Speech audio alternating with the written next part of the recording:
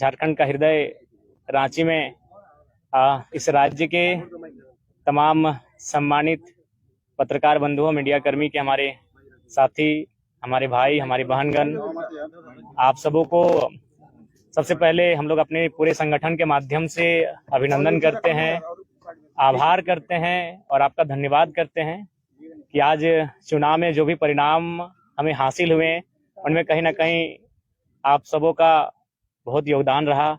आप सबों ने हम जैसे नौयुवाओं को अपने चैनल में स्थान दिया, हमारे विचारों को गांव-गांव तक लेकर जाने का प्रयास किया। इसके लिए आप सबों का हम लोग तहे दिल से आभार प्रकट करते हैं, अभिनंदन करते हैं। और साथ ही साथ आज ही हमारे 18 जून है, यानी एक साल पहले ही हम लोगों ने राजनीतिक इलेक्ट्रल पॉलिटिक्स में कदम रखने का घोषणा किए थे, फैसला किए थे बलियापुर की मिट्टी से। तो आज साल भर हुए, उसको भी लेकर हम लोग शुभकामनाएं सबों को। और साथ ही साथ झारखंड के तमाम मतदाताओं को आभार करते हैं जिन्होंने हमें पहले चुनाव में फर्स्ट अटेम्प्ट में एज ए हमारे सभी प्रत्याशी निर्दलीय लड़े और उनको लगभग 8.5 लाख के आसपास मत प्राप्त हुए। इसके लिए पूरे झारखंड के जनमानस का आभार व्यक्त करते हैं।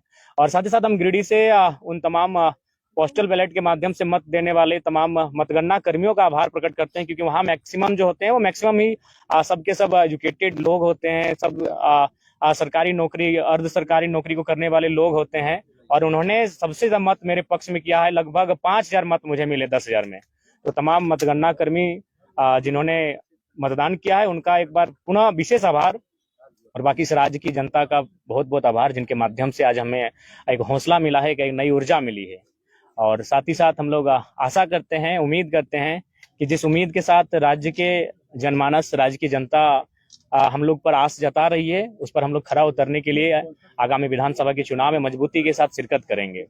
और साथ ही साथ केंद्र में जो नई सरकार बनकर आई है उनको हम बधाई देंगे, उनको शुभकामनाएं देंगे और उनसे अपेक्षा रखेंगे कि सबसे पहले जो नीट का मामला सामने आया है, जिसको लेकर काफी चर्चाएं हो रही है, पूरे देश में माहौल गर्म है, इस नीट में जो समस्याएं आई इनका समाधान किया जाए। क्योंकि आज लाखों करोड़ों युवाओं का भविष्य इन परीक्षाओं में तय होता है, इन परीक्षाओं के माध्यम से अपने भविष्य को तय करते हैं। तो जो नई सरकार देश में बनकर आई है उनसे मेरी अपील होगी झारखंड के तमाम मीडिया हाउस के माध्यम से इस समस्या का निदान हो। और साथ ही साथ जो भी हमारे प्रत्याशी जीत कर आए हैं, मैं उनसे इस बात की अपील करूंगा कि वो पूर्वाग्रह की राजनीति ना करेंगे, वो किसी बूथ को गिनकर किसी के सहयोग करने की राजनीति ना करेंगे।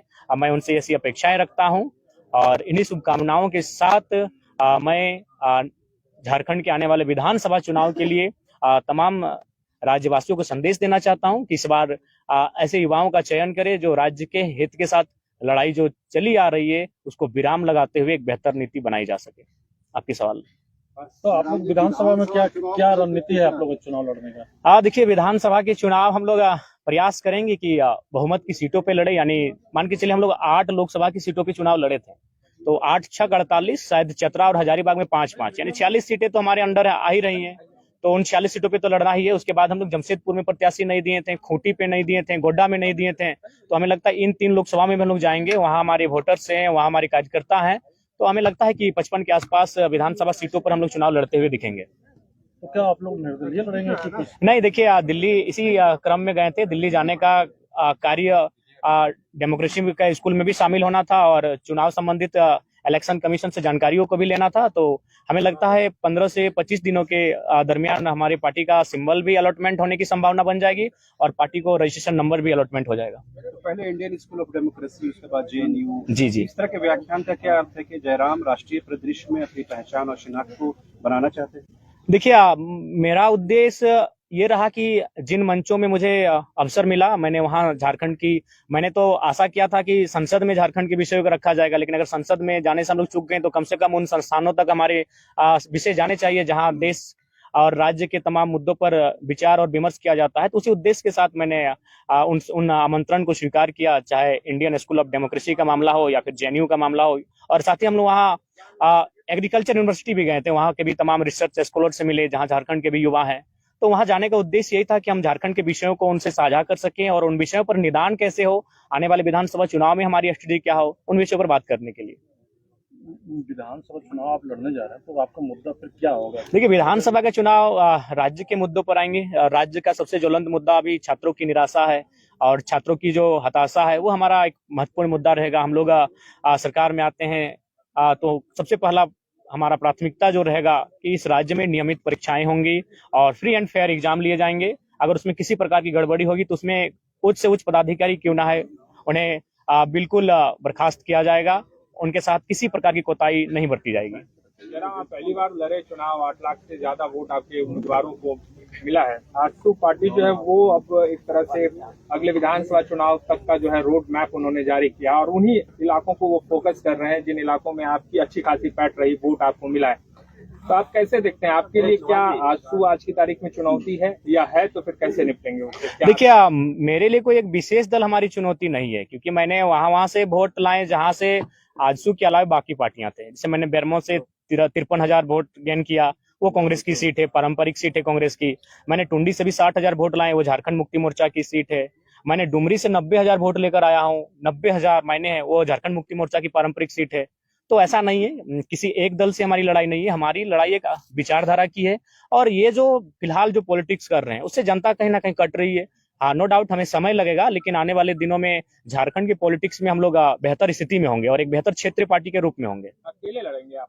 जी, फिलहाल हम लोग विधानसभा के चुनाव अकेले लड़ेंगे। जयराम जी, ये देखा गया चुनाव में केवल एक जाति विशेष का दादा, अब हम आपसे करवत प्रार्थना करना चाहेंगे। आप सभी लोग इंटेलेक्चुअल लोग हैं, एकेडमिक लोग हैं, मीडिया हाउस के लोग, अब इस सवाल से हमें बचने दिया जाए, इस सवाल से हमें रहम किया जाए। 3.5 लाख एक जाति के वोट नहीं है। आप एक एक बूथ को सर्वे कर लीजिए, एक एक गांव, एक एक पंचायत का सर्वे कर लीजिए, 3.5 लाख वोट एक जाति के नहीं है। हाँ, ये सच्चाई है, जो भी बंदा जिस समुदाय का रहता है उस समुदाय का वोट उसका बेस वोटर होता है। इससे कोई इनकार नहीं कर सकता, ना मैं इनकार कर रहा हूँ। लेकिन 3.5 लाख वोट किसी एक समुदाय के वोट नहीं है। सभी ने मुझे अपार जन समर्थन दिया है। लोकसभा चुनाव में आप रिजर्व सीट पे उम्मीदवार नहीं दिए। जयराम जी, आजसू का जो कैडर वोट है महतो बिरादरी का, वही कैडर वोट वहाँ पे आपको मिला। और जो जेएमएम का कैडर वोट है तो चाची के इलाके में जो महतो वोट है वहाँ आपको मिला। देखिए, एक जरीडी प्रखंड आता है। नहीं, आप भूल कर रहे हैं। जरीडी प्रखंड आता है, जरीडी प्रखंड में एक ही महतो गांव है, वहां से मैंने 17,000 वोट गेन किया है। तो मुझे लगता है आप लोग थोड़ा सा भूल कर रहे हैं। आप लोग को और ग्राउंड में जाकर सर्वे करने की आवश्यकता है, क्योंकि आप लोग उन्हीं बातों को सुनते हैं जो मीडिया में बाकी दलों के नेता कहते हुए दिखते हैं। आप जनता के बीच जाइए और जनता के बीच जानने का प्रयास कीजिए कि आज हमारा रोल क्या है। आप चले जाइए बेहराकुदर, वो एक राजपूत समाज का गांव है, वहां मुझे अच्छा वोट मिला। आप चले जाइए चौबेडी, वो ब्राह्मण का गांव है, मुझे वहां से अच्छा वोट मिला। तो मैं किन किन समुदाय को गिनाऊं, बताइए। हर एक समुदाय ने मुझे अच्छा मत दिया है। तो इसीलिए कृपया अब कम से कम 2 साल बाद मैं आपसे आग्रह करता हूं कि इस विषय को विराम दीजिए, एक जाति का लेकर। आज हम लोग जिन विषयों पे बात कर रहे हैं, ये विषय तो देश स्तर के विषय हैं, ये विषय राज्य स्तर के हैं, और वो नेता हमारे वहां चुप रहते हैं। तो मैं जिन विषयों पर लड़ाई लड़ रहा हूँ, जिन विषयों पर मैं रिजल्ट हासिल कर रहा हूँ, ये पूरे राज्य के विषय हैं। रिजर्व सीट पे आप लोकसभा चुनाव नहीं लड़े? नहीं दादा, लड़े। 2 रिजर्व सीटों पे हम लोग चुनाव लड़े। सिंहभूम में हम लोग हो समुदाय के साथ गए, दुमका में हम लोग संथाल समुदाय के साथ गए, और सिंहभूम के हमारे प्रत्याशी लगभग 50,000 वोट लेके आए। 44 के 45,000 वोट था। जहाँ जेएमएम का उम्मीदवार नहीं, ऐसा कुछ नहीं है, ऐसा कोई प्लानिंग नहीं है। हम लोग ये देखें कि हम लोग वोटर्स कहाँ हैं, कहाँ हमारे केडर हैं, जहाँ चुनाव में काम हो सकता है। गोड्डा में भी हमारे थे, लेकिन वहां तक हम लोग पहुंच नहीं पाए, प्रत्याशी नहीं मिल पाया। तो ऐसा नहीं है। हम लोकसभा चुनाव में आप सामान्य वर्ग के कैंडिडेट्स को बहुत न के बराबर उतारे। देखिए, एक्चुअली देखिए, लोग विधानसभा चुनाव में दिखेंगे निसंदेह। हम लोग गोड्डा के लिए भी प्रीफर किए थे कि उस सीट पर हम लोग सामान्य प्रत्याशी को रखें, लेकिन नहीं प्रत्याशी सामने आया। देखिए, सामान्य वर्ग कहीं ना कहीं थोड़ा सा आज के मैंने डेट में भी संपन्न है, तो इसलिए थोड़ा सा लेट लगे। उस समुदाय के बीच हमें आने में थोड़ा लेट लगेगा, लेकिन वे भी दिल खोल के तैयार हैं कि ये बच्चे जो आ रहे हैं राजनीति में, उनका स्वागत करेंगे। तो निसंदेह सामान्य वर्ग के लोग भी हमारा स्वागत करेंगे, उनके बीच भी हम लोग जाएंगे। गांधी उपचुनाव भी था, फिर क्यों नहीं लड़े उस पे? गांधी उपचुनाव हम लोग इसलिए नहीं लड़ पाएंगे, लोकसभा का चुनाव भी उसी तारीख को था और हम लोग नहीं मैनेज कर पाए, क्योंकि हमारा व्यवस्थित कोई टीम नहीं था, और व्यवस्थित टीम नहीं होने के कारण हम लोग इन चीजों को हैंडल नहीं कर पाए। एक अच्छा मौका था, क्योंकि आपके समर्थक आपको मुख्यमंत्री के तौर पर चुनाव लड़ेंगे। देखिए, मैंने शुरुआत में ही कहा था, यहीं पर मेरा प्रेस कॉन्फ्रेंस था, आपके बीच ही मैंने कहा था कि मैं लोकसभा का चुनाव अपनी मर्जी से लड़ूंगा, और गिरिडीह लोकसभा को मैंने प्रीफर किया था। धनबाद लोगों की मांग थी। लेकिन विधानसभा का चुनाव हम लोग प्रयास करेंगे कि जनता की राय के आधार पर लड़ेंगे। तो फिलहाल तय नहीं हो पाया है, लेकिन उम्मीद है कि यह बहुत जल्द तय हो जाएगा कि विधानसभा का चुनाव हम कहां से लड़ें। जयराम जी, युवाओं को काफी आपसे उम्मीद है, और वो लोग शिक्षा को लेकर, जैसे पेपर लीक हो रहा है, उसको लेकर आपसे काफी उम्मीद रखते हैं। और क्योंकि आप चुनाव लड़ चुके हैं, तो आगे की क्या रणनीति होगी आपकी? सदन के भीतर या तो सड़क में धरने के माध्यम से। तो हम लोग अगर सदन में नहीं तो सड़क से तो लड़ाई लड़ ही रहे हैं। सड़क से तो लगातार अपनी आवाज को बुलंद कर रहे हैं। हमारा जो सामर्थ्य है, उन चीजों पर हम लोग कभी पीछे नहीं हटे हैं। हम लोग कभी भी आवाज उठाने से, यहाँ तक आज मेरे ऊपर भी 13 एफआईआर है, एक भी व्यक्तिगत एफआईआर नहीं है। एफआईआर क्यों मिला है? ना किसी कंपनी में धरना देने के लिए, किसी को मुआवजा दिलाने के लिए, किसी को नियोजन दिलाने के लिए। तो ऐसा नहीं, हम लोग तो जनता के लिए अपना सर्वस्व निछावर कर चुके हैं। उतना छोड़िए, आज हम लोग घर का दृश्य नहीं जानते कि मेरे घर का दृश्य क्या है। घर में न जाने कितनी प्रकार की घटनाएं घटी, लेकिन हम लोग घर तक नहीं जा पाए, घर तक कदम नहीं रख पाए। हम लोगों ने सब कुछ अपना झारखंड को ही परिवार माना है, झारखंड को ही अपना घर माना है, और पूरे झारखंड वासियों के लिए हमने अपना सर्वस्व निछावर करने का प्रयास किया है। जयराम जी लगातार बोलते हैं कि पैसा वाला हम लोग नहीं है, तो आप लोग कैंडिडेट्स का नाम घोषणा कब कर रहे हैं? क्योंकि जो विधानसभा चुनाव है उसमें समय देखिए, सबसे पहले बात मैं आप सबों से भी एक बार आग्रह करूंगा, क्योंकि आप लोग का प्यार मिला, इसके लिए हम लोग हकदार भी थे। क्योंकि झारखंड के माध्यम से हम लोग देश की पॉलिटिक्स को भी एक अच्छा संदेश दिए कि हम लोग बिना पैसे की पॉलिटिक्स किए, तो एक बहुत सुंदर संदेश गया है। आसान नहीं है कि आप बिना पैसे से 8 लाख वोट गेन करते हैं। ये फिलहाल आज के दौर में 21वीं सदी में जिस प्रकार आज देश का माहौल है, उस माहौल में आप 8 लाख वोट बिना पैसा खर्च करके गेन करते हैं, तो ये कहीं ना कहीं बहुत बड़ा संदेश है, एक सकारात्मक संदेश है भारत के लोकतंत्र के लिए। और उस हिसाब से मैं सभी का धन्यवाद देना चाहूंगा। और बिल्कुल हम लोगों ने कहीं भी मैं अगर अपने गिरिडीह लोकसभा की बात करूं तो 2200-2300 के आसपास बूथ हैं, उनमें हमको लगता है 1200 से 1300 के बीच ही हमारे एजेंट बैठ पाए थे। 1000 बूथों पे हमारे एजेंट भी नहीं बैठ पाए थे, लेकिन वहां से हमें अच्छा वोट मिला है। तो एक तो बेहतर संकेत हम लोग दिए हैं। जयराम जी, बीजेपी की ओर से डॉक्टर हेमंत बिस्वा पूरा देश देखिए 2 खेमे में बटा हुआ है, या एनडीए के साथ या इंडिया के साथ। आपको लगता है कि इन 2 खेमों को इग्नोर करके बीच का रास्ता निकाल करके आप कहां तक पहुंच पाएंगे? आपको लगता है कि प्री पोल भले ना हो मगर पोस्ट पोल अलायंस आपको करना पड़ेगा चुनाव के बाद? देखिए, अगर ऐसी स्थिति आती है तो हम लोग एक रायशुमारी करेंगे, जनता के बीच जाएंगे। जनता के बीच जाने में हमें समय नहीं लगता है, हम लोग ऊर्जावान हैं, और जनता से इस राय को लेकर चलेंगे कि भाई आपने हमें मत दिया है। अगर ऐसी नौबत आती है तो जनता की राय से होगा, लेकिन फिलहाल हम लोग चुनाव अपने बूते लड़ेंगे, अपने सामर्थ्य के दम पर लड़ेंगे। चर्चा चल रहा है कि जयराम जी बीजेपी के साथ जा सकते हैं। देखिए, सबसे पहला बात, ऐसा कोई बात नहीं है। अब देखिए, लोग तो बहुत सारी कहानियां बनाएंगे, बहुत सारे किस्से भी सुनाएंगे आपको, और उन किस्सों से, उन कहानियों से फिलहाल मेरा कोई संबंध नहीं है। इस बात को मैं आज आपके माध्यम से पूरी तरह से निरस्त करता हूं कि जो अखबार के माध्यम से आप लोगों ने पढ़ा, उससे हमारा कोई संबंध नहीं है। लड़ने वाले आगामी विधानसभा चुनाव में देखिए, ये जनता की राय है और जनता की राय को स्वीकार करेंगे। ऐसा चर्चा है, इसलिए मैंने जी 2 सीटों पर चर्चा हो रही है। सीट होगा? 2 सीट। देखिए, वो तो कंफर्मेशन नहीं हुआ है, लेकिन 2 सीटों पर चुनाव लड़ने की लंबोदर महतो गोमिया से विधायक है, उन्होंने कहा है कि मेरा चुनौती स्वीकार कर और गोमिया से चुनाव। देखिए, ऐसे तो अगर ज्यादा वो कहेंगे तो चुनौती को स्वीकार कर ही लेंगे। वहां भी मेरा 70,000 वोट आया है। वे दूसरे स्थान पर रहे, माननीय विधायक जी दूसरे स्थान। मैं आपको मजेदार कहानी सुनाना चाहूंगा। गिरिडीह लोकसभा में माननीय सांसद के जितने प्रतिनिधि हैं, जितने ग्रामीण प्रतिनिधि हैं, आप उनका बूथ चेक कीजिए, बुरी तरह पीटे हैं। माननीय सांसद को देश के प्रधानमंत्री ने बचाया है और उन वोटर्स ने बचाया। उनके जितने प्रतिनिधि हैं, जिन बूथ में मैं अभी जहां रहता हूं, वहां उनका प्रखंड अध्यक्ष है, मेरा 581 वोट है, उनका 50 वोट नहीं है।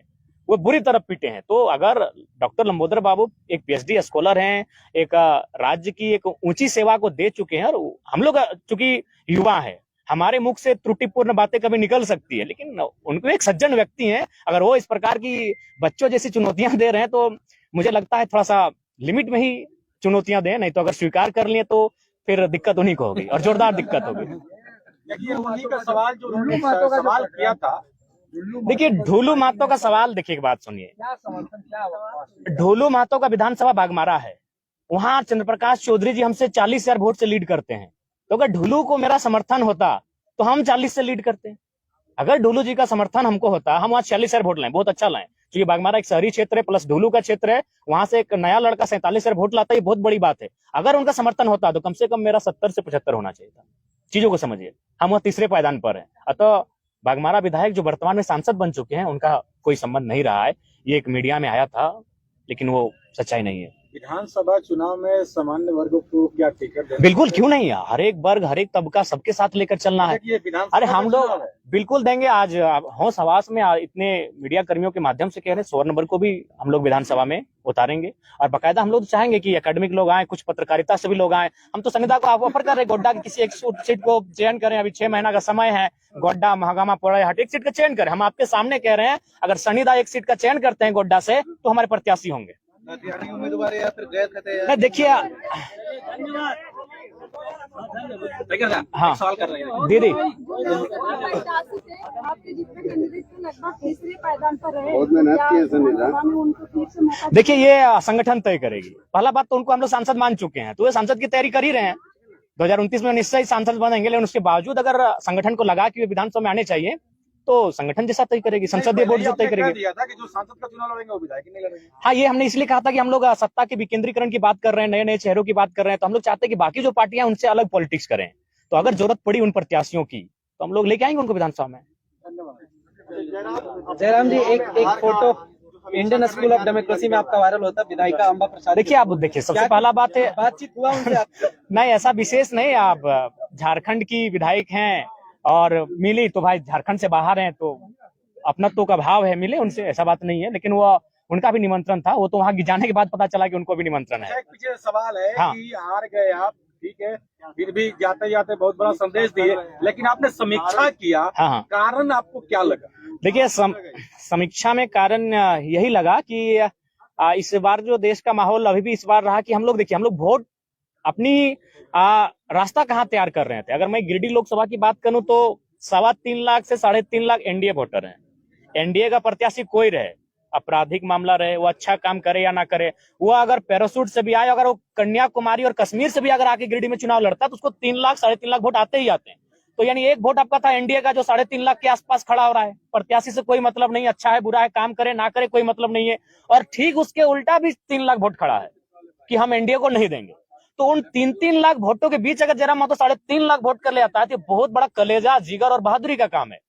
हम लोग एक जो नई पहचान बनाए, बहुत चैलेंजिंग विषय था, क्योंकि आप किसी भी लोकसभा में देख लीजिए 3 लाख वोट एनडीए का है और 3 लाख ठीक इस विचारधारा के विपरीत वोट है। और उस भीड़ में आप एंट्री करते हैं बिना किसी संसाधन के, बिना किसी बूथ मैनेजमेंट के, बिना किसी टीम के, और आप उसी के अनुपात में वोट लेके आते हैं। ये हमारे लिए गौरव का विषय है। देखिए, हम उन्हीं के सवाल पे चलेंगे। थोड़ा सा हालांकि आपको खराब लग नहीं, खराब नहीं लगेगा, क्योंकि जो हम लोग महसूस कर रहे हैं कि आप विधानसभा चुनाव में उतर रहे हैं।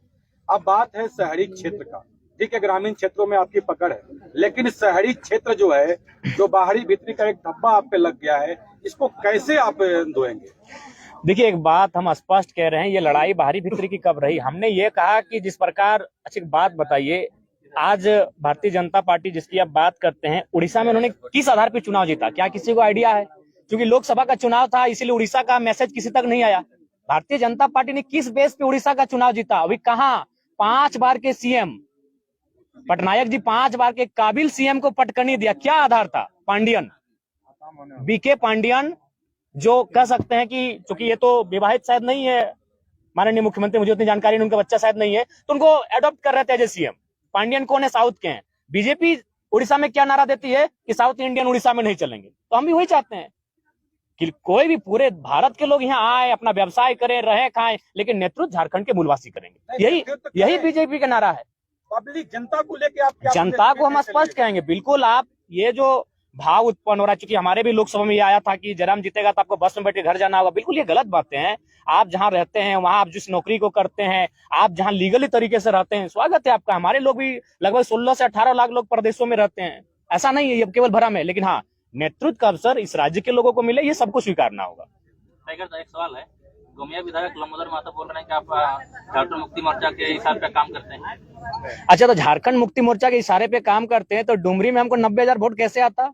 एक पीएचडी वाले व्यक्ति अगर इस प्रकार के बयान दे रहे हैं तो हमको लगता है उचित नहीं है। टुंडी में हमको 60,000 वोट फिर कैसे आ जाता? बेरमो जो महागठबंधन का सीट है वहां हमको 50,000 वोट कैसे आता? उपचुनाव में सीट नहीं, हमने स्पष्ट कहा है कि हमारा पहला चुनाव किसी की मौत पे नहीं लड़ेंगे।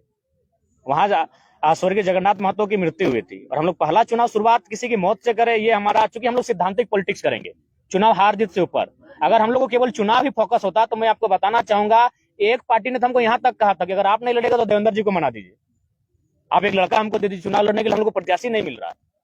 तो अगर हम लोग को सांसद बनना होता तो आज जयराम महतो के पश्चात आप नहीं बैठे होते, आज सांसद जयराम महतो के साथ आप बैठे होते, क्योंकि मुझे भी आइडिया है कि किस सीट को कौन निकाल सकता है। दोनों दलों ने हमें सीधा ऑफर दिया था, एकदम सीधा, दिल्ली से डायरेक्ट टेलीफोन था, एक से हमारा 18 मिनट टॉक हुआ था, एक से 4 मिनट 45 सेकंड टॉक हुआ था कि आप लड़िए हमारी। और ऐसा नहीं कि आप एक सीट से, क्योंकि हमने नेता नहीं रहे भैया, जनता का आशीर्वाद है, हम लोग जननेता हैं, किसी सीट से चुनाव लड़ने का मादा रखते हैं, 4-5 सीटों से चुनाव लड़ने का मादा रखते हैं। और उन्होंने वही ऑफर दिया था कि आप गिरिडीह से लड़िए, आपका मन हो धनबाद लड़िए, आपका मन हो आप रांची चले आइए। एजेंडे से भी आपने उतारा। देखिए नहीं, हम लोग हाथ जीत से ऊपर की पॉलिटिक्स करने के लिए आए हैं, कोई मर्ज नहीं करेंगे दादा। पोस्ट अलायंस पर जनता के राय के बाद हम लोग सोचेंगे, लेकिन मर्ज कहीं नहीं होगा, क्योंकि हम लोग एक ऐसी पॉलिटिक्स कर रहे हैं कि जहां हम लोग रुकेंगे आने वाली पीढ़ी वहां से स्टार्ट करेगी। देखिए पहले बात, अभी गिरिडीह अभी भी आप जाके देखिए, आप देवेंद्र दा का जहां कैंपेन वहां जाके देखिए, आज भी लोग अपने घरों में चावल इकट्ठा करके रखे हैं, आज भी लोग अपने घर में आलू और प्याज इकट्ठा करके रखे हैं। उस विश्वास का कत्ल नहीं होगा दादा। चुनाव हार जाएंगे, क्या होगा? यहाँ जीने के लिए कोई थोड़ी आया है, लेकिन उन भरोसे के साथ उन भरोसे का कत्ल नहीं किया जाएगा। हम लोग सैद्धांतिक पॉलिटिक्स करने आए हैं। बोले तो अगर हमको अपनी महत्वाकांक्षा होती, हम संसद में होते। आज हम संसद में होते। जब 3.5 लाख वोट हम अकेले ला सकते हैं, अपने दम पर ला सकते हैं, तो दोनों पार्टियां हमें टिकट कर रही थी। आराम से एनडीए और यूपीए को चयन करते किसी सीट से और निकल जाते, संसद भवन में कमरा भी मिल जाता और झारखंड की समस्याओं को उस पार्टी से रख देते। लेकिन उस भरोसे का क्या होगा? जो 85 साल की बूढ़ी महिलाएं आज खाना नहीं खा पा रही हैं। हम कई बार उनसे मिलने गए कि अभी चुनाव बहुत है, हम लोग अभी 29 साल के आगे भी चुनाव लड़ेंगे। रो रही हैं, 5-6 साल की बच्चियां रो रही हैं कि नहीं कैसे हार गए टाइगर। तो उस भरोसे को हम लोग कहीं ना कहीं दरकिनार नहीं कर सकते हैं। दुनिया मंत्रिमंडल में जगह नहीं मिला, उसका फैक्टर जयराम महतो को बता रहे हैं। देखिए उसका फैक्टर वो स्वयं है, इसलिए स्वयं है कि उन्होंने कभी नहीं कहा कि हम लोग उनका मुद्दा क्या होगा। उन्होंने एक ही चीज कहा कि जयराम से ऊपर है राम। और स्वाभाविक है, हम लोग इंसान है, राम जी हमसे ऊपर हैं, लेकिन क्या भगवान राम के नाम पर चुनाव लड़ना चाहिए? मुद्दे हैं लड़ने के लिए, आप उन मुद्दों पे लड़िए। अब तो मैंने राम को अल्लाह को दूर रखिए राजनीति से। कब तक इस देश की राजनीति को यूं ही मतलब धार्मिक उन्माद में लोग रखेंगे? हम चाहते हैं कि पढ़े लिखे नौजवान जब आ रहे हैं राजनीति में, तो कम से कम राजनीति को शुद्ध रखें। इनमें उनका स्वयं दोष है। अगर उनकी स्ट्रेटजी होती, अगर वो गांव जाते हैं तो जयराम आते हैं क्यों रणभूमि में? अगर आज माननीय सांसद महोदय गांव जाते हैं, लोगों के बीच बैठते हैं, तो जयराम महतो क्यों आते हैं? एक 29 साल का लड़का जिसका अभी तक आज 1 साल हम लोग का पूरा हो रहा है पार्टी का मैंने निर्माण किया हुआ, 1 साल में यहाँ तक कैसे आता मैडम बताइए? कहीं ना कहीं उनकी खामियां हैं, उनको बोलिए। और साथ ही साथ सबको संदेश देंगे कि आपका जो पॉलिटिक्स करने का तरीका है उसको भी बदलिए। आप जनता से कटे हैं, आप में और जनता में अंतर है। आपका महल 18वें तल्ला पर है और जनता आज झुग्गी झोपड़ी में रहती है। आप जनता से कटे हुए लोग हैं, आप जनता के लिए काम नहीं कर रहे हैं। जो भी कर रहे हैं अपने परिवार को भरने काम कर रहे हैं। और महोदय सांसद से कहिएगा कि आप तो रामगढ़ के हैं, आप सुन रहे हैं लइयों में जमीन खरीद ली है, सॉरी जो गोमिया का बॉर्डर पड़ता है नदी के उस पार, चूंकि माइन सुधर जाने वाला है।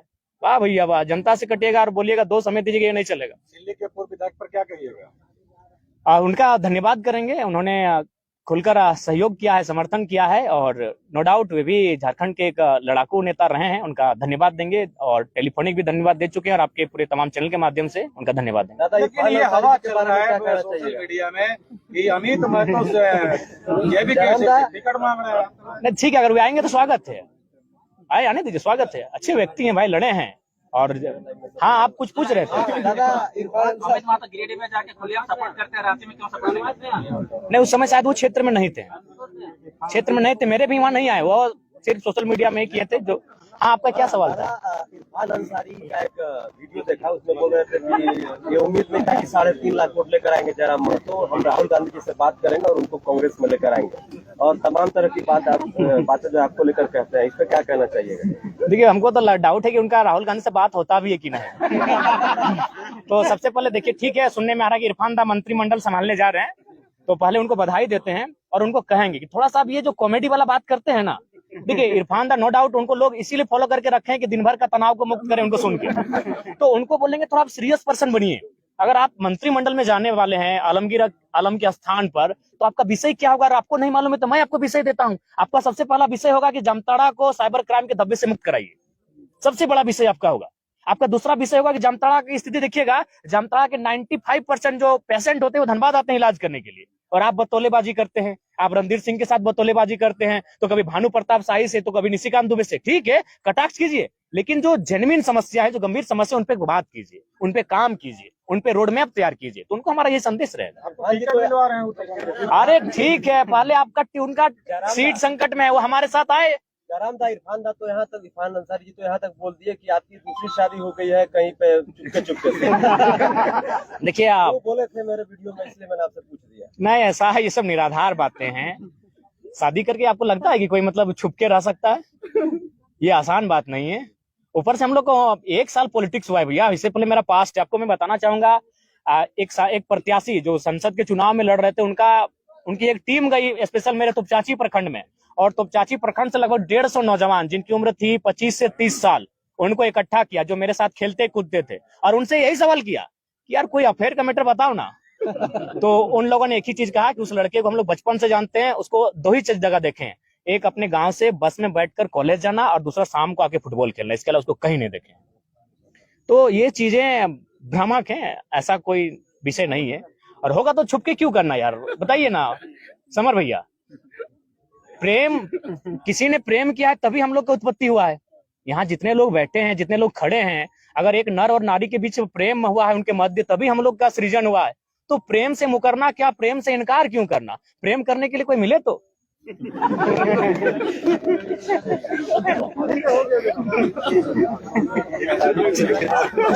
आगे बोलिएगा। दिल्ली से किसको दे रहे हैं? देखिए ये सिल्ली की जनता तय करेगी, सिल्ली की जनता तय करेगी।